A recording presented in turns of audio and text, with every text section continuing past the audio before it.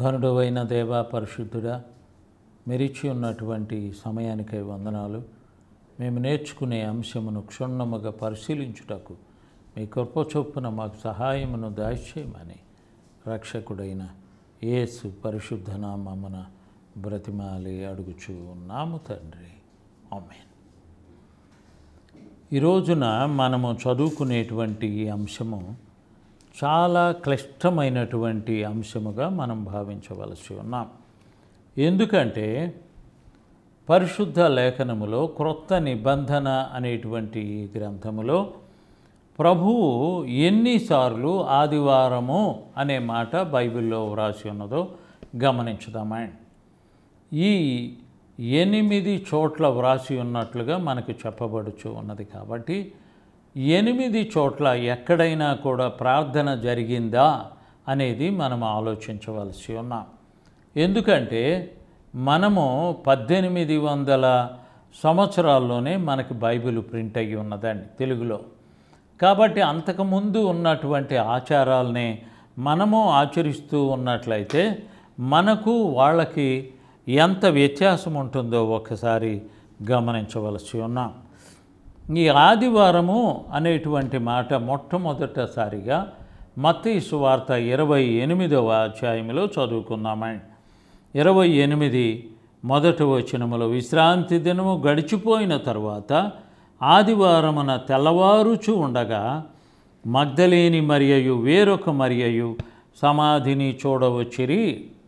మగ్దలేని మరియయు వేరొక మరియయు సమాధిని చూడవచ్చిరి. ఇదిగో ప్రభుదూత పరలోకము నుండి దిగివచ్చి రాయి పొర్లించి దాని మీద కూర్చుండెను. అప్పుడు భూకంపము కలిగెను. ఆ దూత స్వరూపము మెరుపు వలె ఉండెను. అతని వస్త్రము హిమమంత తెల్లగా ఉండెను. అతనికి భయపడి కావలి వారు వణికి చచ్చిన వారి వలె ఉండిరి. ఇక్కడ మనము గమనించేటువంటి విషయం ఏంటంటే, ఆదివారం అనగా విశ్రాంతి దినాన దేవుని ప్రజలందరూ కూడా విశ్రాంతి పొంది ఉన్నారు అనేటువంటి విషయాన్ని మనము లూకాసు వార్త 23వ అధ్యాయంలో చూడవచ్చండి. 23వ అధ్యాయము 54వ వచనములో, ఆ దినము సిద్ధపరుచు దినము విశ్రాంతి దిన ఆరంభము కావచ్చును. అప్పుడు గలిలయ నుండి ఆయనతో కూడా వచ్చిన స్త్రీలు వెంట వెళ్ళి ఆ సమాధిని ఆయన దేహమును ఎలాగుంచబడినో చూచి తిరిగి వెళ్ళి సుగంధ ద్రవ్యములను పరిమళ తైలములను సిద్ధపరచి ఆజ్ఞ చొప్పున విశ్రాంతి దినమున తీరికగా ఉండిరి. ఆజ్ఞ చొప్పున విశ్రాంతి దినాన తీరికగా ఉన్నారు. ఆజ్ఞ చొప్పున అనగానే ఎప్పటికీ విశ్రాంతి దినం అయిపోతూ ఉన్నది. శుక్రవారం రోజు సాయంకాలము ప్రభువుని సిలువ వేసి చనిపోయిన ప్రభు యొక్క దేహాన్ని దించి ఉన్నారు. ఆ రోజు శుక్రవారము కాబట్టి ప్రభు యొక్క సమాధిలో ప్రభువుని శుభ్రపరిచి ఉంచారు అనేది కూడా మనం చదువుతూ ఉన్నామండి. ప్రభు యొక్క దేహాన్ని, మృతదేహాన్ని సిలువ మీద నుండి దించి ఉన్నారు. అనుమతితో దించి ఉన్నారండి. అంటే చాలామందికి అర్థం కానటువంటి విషయం ఏంటంటే, యేసు ప్రభు వారు సిలువలో చనిపోయి ఉన్నారు. చనిపోయినటువంటి ప్రభువుని ఆజ్ఞ ప్రకారముగా కాకుండా ప్రభువు సెలవిచ్చి ఉన్నటువంటి మాట ప్రకారముగా 2 మనుషులు యేసు ప్రభు వారిని సమాధి చేసి ఉన్నారు. వారు చాలా గొప్పవారండి. ఒకరు అరిమతయ యేసేబు, రెండవ వ్యక్తి నికోదేము అనేటువంటి పరిసయ్యుడైన. వీళ్ళిద్దరూ కూడా ఎంత శ్రద్ధగా ప్రభువుని సమాధి చేసి ఉన్నారు అని మనము ఆలోచించి ఉన్నట్లయితే పరిశుద్ధ లేఖనములో చాలా స్పష్టముగా వారు చేసి ఉన్నటువంటి కార్యాన్ని చాలా వివరంగా వ్రాస్తూ ఉన్నారండి. అంటే యేసు ప్రభు వారి యొక్క దేహాన్ని ఎంత జాగ్రత్తగా వాళ్ళు పరిశీలించి ఉన్నారంటే, వారు యేసు ప్రభు వారి యొక్క శరీరాన్ని చాలా జాగ్రత్తగా స్నానము చేసి సమాధి చేసి ఉన్నారు అనే విషయాన్ని మనము 19వ అధ్యాయంలో చూడవచ్చండి. యోహాను సువార్త 19వ అధ్యాయము 38వ వచనములో, అటు తరువాత యూదుల భయము వలన రహస్యముగా యేసు శిష్యుడైన అరిమతయ యోసేపు తాను యేసు దేహమును తీసుకొని పోవుటకు పిలాతునొద్ద సెలవు అడిగెను. పిలాతు సెలవిచ్చెను కనుక అతడు వచ్చి యేసు దేహమును తీసుకొని పోయెను. మొదటి రాత్రి వేళ ఆయన యొద్దకు వచ్చిన నికోదేము కూడా బోళముతో కలిపిన ఆగరు రమారమి 150 సేర్లు ఎత్తు తెచ్చెను. అంతటా వారు యేసు దేహమును ఎత్తుకొని వచ్చి యూదుల పాతిపెట్టు మర్యాద చొప్పున ఆ సుగంధ ద్రవ్యములను దానికి పూసి నారబట్టలు చుట్టిరి. ఆ తర్వాత ఆయనను సిలువ వేసిన స్థలములో ఒక తోట ఉండెను.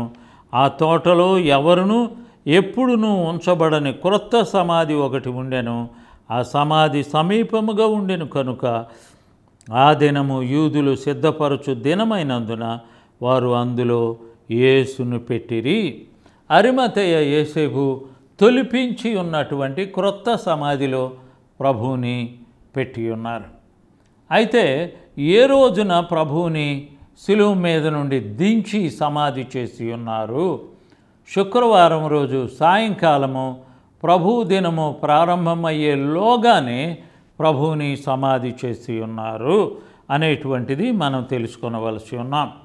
కాబట్టి మొట్టమొదటిసారిగా విశ్రాంతి మత్తయి సువార్త 28వ అధ్యాయములో విశ్రాంతి దినము గడిచిపోయిన తరువాత ఆదివారమున తెల్లవారుచు ఉండగా, అనగా విశ్రాంతి దినము ఎప్పుడైపోతూ ఉన్నదయ్యా అంటే శనివారం రోజు సాయంకాలంతో విశ్రాంతి దినము అయిపోతుందండి. అందువలన అయిపోయిన తరువాత ఆదివారాన తెల్లవారుచూ ఉన్నప్పుడు మగ్దలేని మరియ ప్రభు దగ్గరికి వచ్చి ఉన్నట్లుగా మనం చూస్తూ ఉన్నాం. కానీ దీనికి మనము చాలా జాగ్రత్తగా పరిశీలించవలసి ఉన్నామండి. మత్తయి సువార్త 16వ అధ్యాయములో మొదటిసారిగానేమో మత్తయి సువార్త 28లో చూచి ఉన్నాము. తర్వాత మార్కు సువార్త 16వ అధ్యాయములో రెండవసారి మనము ఆదివారము అనే మాట చూస్తూ ఉన్నామండి. 16వ అధ్యాయము మార్కు సువార్త మొదటి వచనములో, విశ్రాంతి దినము గడిచిపోగానే మగ్దలేని మరియయు యాకోబు తల్లి అయిన మరియయు సలోమియు వచ్చి ఆయనకు పూయవలనని సుగంధ ద్రవ్యములను కొనిరి. వారు ఆదివారమున పెందలకడ లేచి బయలుదేరి సూర్యోదయమైనప్పుడు ఆ సమాధి యొద్దకు వచ్చుచూ ఉండగా, వాళ్ళు ఎక్కడికి వెళ్ళారు అంటే విశ్రాంతి దినము గడిచిపోయిన తర్వాత ఆదివారం ఉదయాన్నే పెందలకడ లేచి బయలుదేరి సూర్యోదయమైనప్పుడు సమాధి యొద్దకు వచ్చుచూ ఉండగా వారు సమాధి దగ్గరకు వెళ్ళి ఉన్నారు.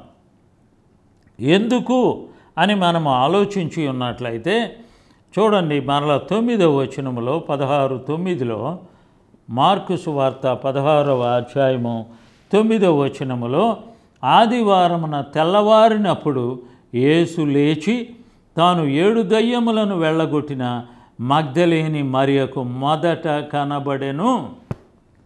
అనగా ప్రభువుని సమాధిలో చూడటానికి వెళ్ళి ఉన్నటువంటి మరియ సమాధి దగ్గరకు వెళ్ళగానే సమాధి మీద ఉన్న రాయి దొర్లించబడి ఉన్నది.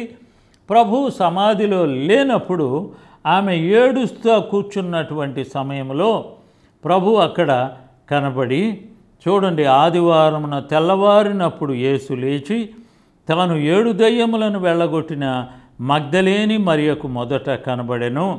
ఆయనతో ఉండిన వారు దుఃఖపడి ఏడ్చుచూ ఉండగా ఆమె వెళ్ళి ఆ సంగతి వారికి తెలియచేసెను. కానీ ఆయన బ్రతికి ఉన్నాడని ఆమెకు కనబడిననియు వారు విని నమ్మకపోయిరి.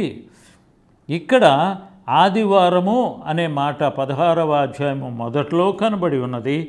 తరువాత 9వ వచనములో కూడా ఆదివారమున తెల్లవారినప్పుడు యేసు లేచి తాను 7 దయ్యములను వెళ్ళగొట్టిన మగ్దలేని మరియకు మొదట కనబడెను. ఇది మూడవసారి ఆదివారము అనే మాట కొత్త నిబంధనలో కనబడి ఉన్నటువంటి విషయంగా మనము గమనించవలసి ఉన్నామండి.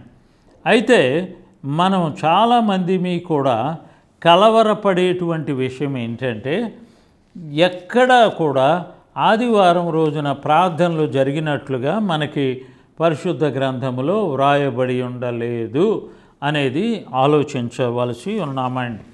అందుకనే లూకాసు వార్త 24వ అధ్యాయము 3వ వచనములో చెప్పబడి ఉన్నటువంటి మాటను మనం చదువుకుందామండి. ఈ మాట 4వసారి మనము ఆదివారము అనే మాటని మనం చదువుతూ ఉన్నామండి. సమాధి ముందర ఉండిన రాయి దుర్లించబడి ఉండుట చూచి లోపలికి వెళ్ళిరి, కానీ ప్రభు అయిన యేసు దేహము వారికి కనబడలేదు. వాళ్ళు ఏమైంది అని ఆలోచించేటువంటి సమయంలో ప్రభువు ఆ రోజున లేచి ఉన్నాడు. ఆదివారం రోజుకి లేచి ఉన్నాడండి. ప్రభు ఆకాశములోనికి వెళ్ళినటువంటి దినమైతేనేమో విశ్రాంతి దినము అని మనం చదువుకొని ఉన్నామండి. అయితే ఇక్కడ యేసు ప్రభువారు లేచి ఉన్నటువంటి దినాన్ని ఆదివారము కాబట్టి వారు అక్కడికి వెళ్ళారు. వాళ్ళు సిద్ధపరిచినటువంటి సుగంధ ద్రవ్యాలు తీసుకొని ప్రభువుకి పూయవలనని వారు వెళ్ళి ఉన్నారండి.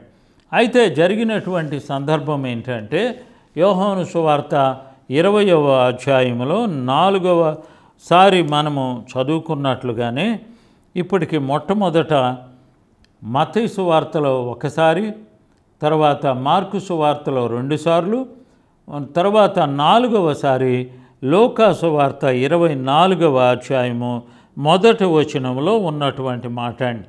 ఆదివారమున తెల్లవారుచు ఉండగా ఆ స్త్రీలు తాము సిద్ధపరిచిన సుగంధ ద్రవ్యములను తీసుకొని సమాధి యొద్దకు వచ్చి సమాధి ముందర ఉండిన రాయి దొర్లించబడి ఉండుట చూచి లోపలికి వెళ్ళిరి, కానీ ప్రభు అయిన యేసు దేహము వారికి కనబడలేదు. ఇది 4వసారి మనం చదువుకున్నామండి. ఇప్పుడు 5వసారి ఎక్కడ ఉన్నదో యోహాను సువార్త 20వ అధ్యాయంలో చదువుకున్నామండి. ఆదివారమున ఇంకను చీకటిగా ఉన్నప్పుడు మగ్దలేని మరియ పెందలకడ సమాధి యొద్దకు వచ్చి సమాధి మీద ఉండిన రాయి తీయబడి ఉండుట చూచెను.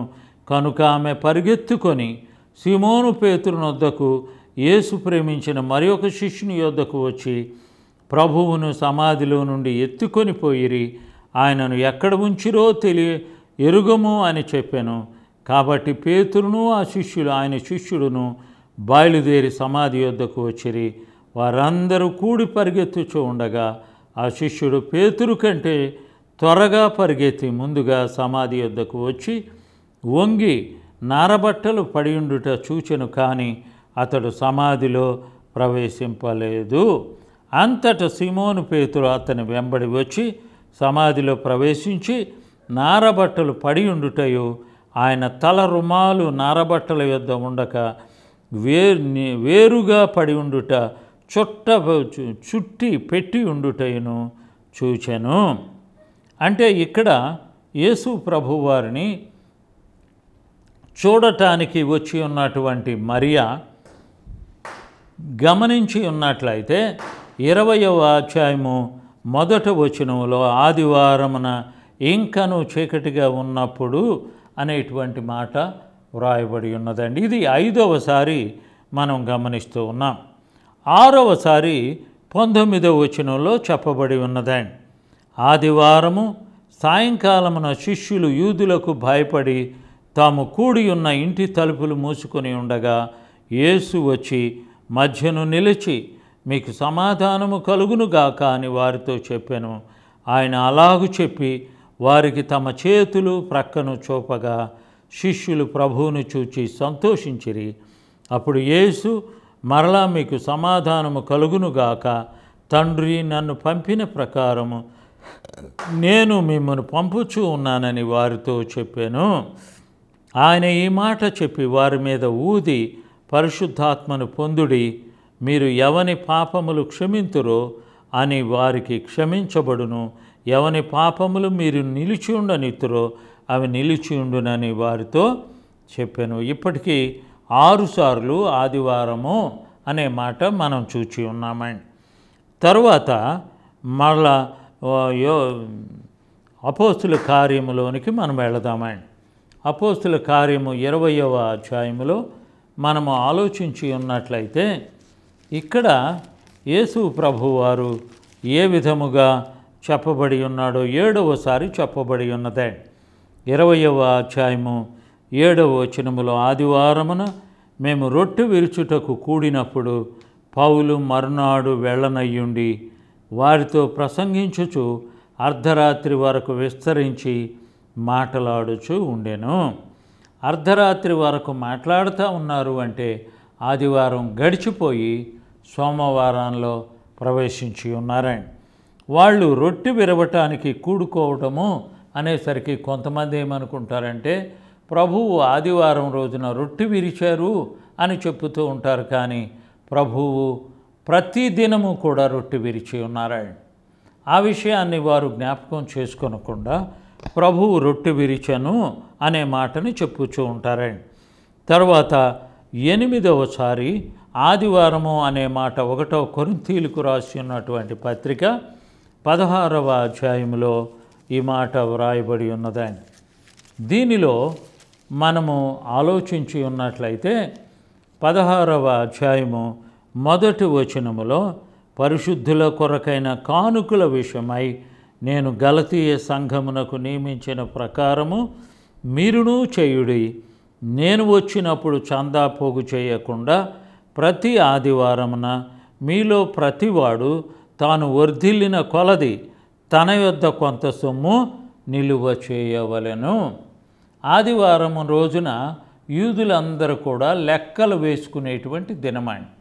ఆ దినాన్ని ఇక్కడ పరిశుద్ధ గ్రంథంలో ఏమని చెప్పబడుచు ఉన్నదంటే, ఆదివారం రోజున మీరు లెక్కలు చూచుకునేటప్పుడు దానిలో కొంత చందాని వేసి పరిశుద్ధుల కోసమైనటువంటి చందా అని ఇక్కడ వివరంగా చెప్పుచూ ఉన్నారండి. పరిశుద్ధుల కొరకైన కానుకల విషయమై నేను గలతీయ సంఘమునకు నియమించిన ప్రకారము మీరును చేయుడి. నేను వచ్చినప్పుడు చందా పోగు చేయకుండా ప్రతి ఆదివారమున మీలో ప్రతివాడు తాను వర్ధిల్లిన కొలది తన యొద్ద కొంత సొమ్ము నిలువ చేయవలెను అని ఇక్కడ వివరంగా చెప్పుచూ ఉన్నారండి.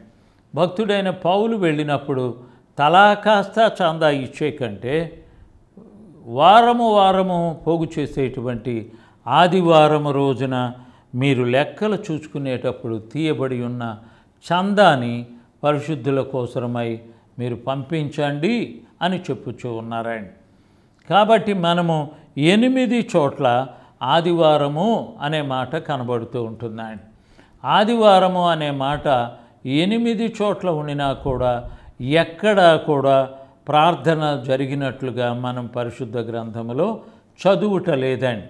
మొదట మత్తయి సువార్తలో ఆదివారం రోజున ప్రభు సమాధి దగ్గరికి వెళ్ళారని, తర్వాత మార్కు సువార్తలో 2 చోట్ల ఆదివారం రోజున ప్రభు సమాధి దగ్గరికి వెళ్ళినట్లుగా, ఆ తర్వాత మరలా లూకా సువార్తలో ప్రభు సమాధి దగ్గరికి వెళ్ళినట్లుగా మనం చూస్తూ ఉన్నాం. ఆ తర్వాత యోహాను సువార్తలో 2 చోట్ల వ్రాయబడి ఉన్నట్లుగా మొత్తము మనము 6 చోట్ల ఆదివారము అనే మాట చూచి ఉన్నాం. 7వసారికి వచ్చేసరికి మరి ఆ రోజుల్లో అపోస్తులైనటువంటి పౌలు ఆఖరి ప్రయాణము కనుక ఆయన ఆఖరి ప్రయాణమందు ప్రసంగం చేస్తూ ఉన్నప్పుడు ఐతుకు అనేటువంటి కుర్రవాడు మేడగది నుండి పడి చనిపోయినప్పుడు భక్తుడైనటువంటి పౌలు వచ్చి అతని తల మీద చేతులు పెట్టి ప్రార్థన చేసి అతను బ్రతికి ఉన్నట్లుగానే వారికి అప్పగించి ఉన్నాడు. కాబట్టి మరలా కొరింథీ సంఘానికి భక్తుడైనటువంటి పౌలు రాస్తూ, మీలో వర్ధిల్లిన కొలది కొంత సొమ్మును మీరు పోగు చేసి సంఘానికి పంపించండి. అది ఏ రోజుదో ఆ రోజు కాకుండా మీరు లెక్కలు చూచుకునేటువంటి ఆదివారం రోజున మీ దగ్గర ఉన్నటువంటి ఆదాయములో కొంత సొమ్ము తీసి పరిశుద్ధుల కోసరమైన కానుకగా మీరు పంపండి అని 8వసారి 1 కొరింథీ 16వ అధ్యాయములో భక్తుడు రాస్తూ ఉన్నాడు. కాబట్టి మనము ఆలోచించుకుందాం, దేవుడు ఎక్కడైనా సరే ఆదివారం రోజున ప్రార్థన జరిగినట్లుగా చెప్పబడి ఉన్నదా అనేది మనం ఆలోచించవలసి ఉన్నాం. దేవుడు విశ్రాంతి దినాన్ని ఆచరించమని సెలవిచ్చి ఉన్నాడు, కానీ విశ్రాంతి దినానికి బదులుగా ఆదివారం రోజున మీరు విశ్రాంతి తీసుకొనండి అని ఎక్కడా కూడా చెప్పబడి ఉండలేదు. తరువాత భూమికి పునాది వేసినప్పుడే విశ్రాంతి దినాన్ని దేవుడు ఆశీర్వదించి పరిశుద్ధపరిచి తన ప్రజలందరూ కూడా విశ్రాంతి దినాన్ని ఆచరించాలి అని బోధించి ఉన్నటువంటి ప్రభువు మరి ఇక్కడ ఎందుకు ఆ మాటలను వ్రాసి ఉన్నాడు అనేది చాలామంది ఆలోచించలేనటువంటి స్థితిలో ఉన్నారండి. కాబట్టి మనం ఒక్కసారి గమనించుదాం. ఆదివారము 8 చోట్ల మాత్రమే వ్రాయబడి ఉన్నది. ఈ 8 చోట్లలో ఎక్కడా కూడా ప్రార్థనలు జరిగినట్లుగా లేవండి. అయితే ఎందుకు మనుషులు ఆదివారాన్ని విశ్రాంతి దినంగా ఆచరిస్తూ దేవుని యొక్క దీవెనలను పోగొట్టుకొనుచూ ఉన్నారో ఒక్కసారి పరిశీలించుకొనవలనని మనవి చేస్తూ ఉన్నాను. ఎందువలనంటే రోమన్ క్యాథలిక్ సంఘము పెట్టి ఉన్నటువంటి కాన్స్టాంటినోపుల్ చక్రవర్తి కాలంలో మార్పు చేయబడి ఉన్నటువంటి విశ్రాంతి దినాన్ని కొట్టివేసి ఆదివారంగా మార్చి ఉన్నారు. ఆ రోజుల్లో విశ్రాంతి దినాన్ని ఆచరించి ఉన్నటువంటి ప్రభు బిడ్డలను చాలామందిని చంపివేసి ఈ దినాన విశ్రాంతి దినము అనే ఆదివారం విశ్రాంతి దినమని కథోలిక్ సంఘము వాళ్ళు నియమించి ఉన్నారు. కాబట్టి మనము ఒకసారి పరిశీలించుకున్నాం, విశ్రాంతి దినాన్ని దేవుడు ఏ రోజుగా ఆచరించి ఉన్నారు, ఆశీర్వదించి ఉన్నారు. విశ్రాంతి దినము పరిశుద్ధమైన దినమని, ఘనమైన దినమని అనుకొని మీరు ఆ దినాన్ని ఘనంగా ఆచరించమని దేవుడు సెలవిస్తూ ఉన్నప్పుడు ఈ రోజుల్లో ప్రభువుని నమ్మి ఉన్నటువంటి పరిశుద్ధులు అనేక మంది కూడా ఆదివారము విశ్రాంతి దినము అని చెప్పి విశ్రాంతి దినము శనివారం అయితే ఆదివారం అని చెప్పుచూ ఉన్నారు. విశ్రాంతి దినము గడిచిపోయిన తర్వాత ఆదివారము అనేటువంటి మాట 4 సువార్తల్లో కూడా చెప్పబడి ఉన్నదండి. కాబట్టి ప్రతి సువార్తలో చెప్పబడి ఉన్న ప్రభువు యొక్క ఆజ్ఞలను మనము కొట్టివేయటానికి మనకు ఎలాంటి హక్కు ఉన్నదో ఒకసారి పరిశీలించుకొనవలనని ప్రభువు మనతో మాట్లాడుచూ ఉన్నాడు. కాబట్టి ప్రియులారా, మనం ఎక్కడ ఉన్నాం, మనం ఎంతకాలం బ్రతకబోచూ ఉన్నాం, మనం బ్రతికినంత కాలమైనా సరే దేవుని వాక్యాన్ని ఉన్నది ఉన్నట్లుగా బోధిస్తూ ఉన్నామా లేదా అని ఆలోచించవలసి ఉన్నాం. ఆఖరిసారిగా ప్రకటన గ్రంథములో ఉన్నటువంటి ఒక మాటను చదువుకున్నామండి. దీనిలో కూడా చాలా వివరణ దేవుడు ఇస్తూ 14వ వచనములో 22వ అధ్యాయము 14వ వచనమండి. జీవవృక్షమునకు హక్కు గలవారై గుమ్మముల గుండా ఆ పట్టణములోనికి ప్రవేశించున్నట్లు తమ వస్త్రములను ఉతుకుకొని వారు ధన్యులు. కుక్కలను, మాంత్రికులను, వ్యభిచారులను, నరహంతకులను, విగ్రహారాధికులను, అబద్ధమును ప్రేమించి జరిగించు ప్రతి వాడును వెలుపట ఉందురు అని తెలుగులో వ్రాస్తూ ఉన్నారండి. ఇంగ్లీష్లో blessed are they that do his commandments అంటే ఆయన యొక్క ఆజ్ఞలను గైకొన్నటువంటి వారు ధన్యులను చెప్పుచు that they have right to the tree of life వారికి మాత్రమే దేవుని ఆజ్ఞలను గైకొనేటువంటి పరిశుద్ధులకు మాత్రమే దేవుడిచ్చేటువంటి జీవాన్ని పొందగలరు అని వ్రాస్తూ ఉన్నారు. And enter into through the gates into the city వారు మాత్రమే పరలోక రాజ్యములో ప్రవేశించేటువంటి హక్కు గలవారు అని ఇక్కడ స్పష్టంగా జీవవృక్షమునకు హక్కు గలవారై గుమ్మముల గుండా ఆ పట్టణములోనికి ప్రవేశించినట్లు తన వస్త్రములను ఉతుకుకొని వారు ధన్యులు. దేవుని ఆజ్ఞలు గైకుంటూ దేవుని యొక్క మాట ప్రకారంగా తమ వస్త్రాలు ఉతుకుకున్నటువంటి వారే పరలోకంలో ప్రవేశించగలరు. కాబట్టి మనలో ఎంతమంది మీ దేవుని ఆజ్ఞలను తీసివేసి మన ఆజ్ఞలను, దేవుని ఆజ్ఞలను చెప్పుకుంటూ ఉన్నామో ఒకసారి పరిశీలించుకొనవలనని ప్రభువు మనతో మాట్లాడుతూ ఉన్నారు. కాబట్టి మనము ఎక్కడెక్కడ ఎలా వ్రాయబడి ఉన్నది, ఏ విధంగా వ్రాయబడి ఉన్నది అనేటువంటి విషయాన్ని చాలా జాగ్రత్తగా మీరు వాక్య ధ్యానములోనికి వెళ్ళినప్పుడు, దేవుడు మీతో మాట్లాడుతూ ఉన్నప్పుడు ఆయన ఇష్టాన్ని ఏమై ఉన్నదో ఆయన యొక్క చిత్తమును నెరవేర్చడానికి ప్రతి ఒక్క ప్రభువుని నమ్మి ఉన్నటువంటి వారందరూ కూడా ఆ విషయంలో చాలా మెళుకువ కలిగి, విశ్రాంతి దినానికి బదులుగా ఆదివారాన్ని మనుషులు ఆచరిస్తూ ఉన్నారని చెప్పబడినటువంటి ఆ యొక్క బోధను గమనించుకొని మనము ఆచరించి ఆలోచించవలనని ప్రభు పేరట మనవి చేస్తూ ఉన్నాం. కాబట్టి మనమందరము కూడా ఆ దినాన్ని ఆలోచించుకొని ప్రభువు దినము విశ్రాంతి దినమని, ప్రభువు దినమందు ఆత్మవశుడనై ఉన్నాను అని భక్తుడైన యోహాను వ్రాస్తూ ఉన్న మాటలను మనము కూడా చదువుకొని ప్రభువు మన కోసమై ఏర్పాటు చేసి ఉన్న పరిశుద్ధ గడియలను పరిశుద్ధంగా ఆచరించవలనని ప్రభు పేరట మనవి చేస్తూ ఉన్నాను. ప్రార్థన చేసుకున్నాం. ఘనుడవైన దేవ, పరిశుద్ధుడా, మీరు మా కొరకై ఏర్పాటు చేసి ఉన్న ఆదివారము అనే మాట ఇప్పుడు మేము నేర్చుకొని ఉండగా, ఆదివారము అనే మాట బైబిల్ గ్రంథంలో 8 చోట్ల వ్రాయబడి ఉన్నది, కానీ ఎక్కడా కూడాను ప్రార్థన చేసి ఉన్నట్లుగా లేదు. ఎందుకంటే ఆదివారం యొక్క ప్రత్యేకత నిబంధన గ్రంథంలో ఎక్కడా లేదని స్పష్టంగా చెప్పుచూ ఉండగా, తండ్రి వాటిని గ్రహించేటువంటి జ్ఞానాన్ని వినుచూ ఉన్న శ్రోతలందరికీ దయచేసి మీరే వారితో మాట్లాడి మీ సత్యమును ప్రకటించుకొనుమని విని ఉన్నటువంటి ప్రతి ఒక్కరిని కనికరించి దీవించవలసి ఉన్నదిగా మా రక్షకుడును మా ప్రభువును అయ్యున్నటువంటి యేసు ప్రభు వారి అతి పరిశుద్ధ నామమున మిక్కిలి బ్రతిమాలి అడిగి వేడుకుంటూ ఉన్నాము తండ్రి. ఆమేన్.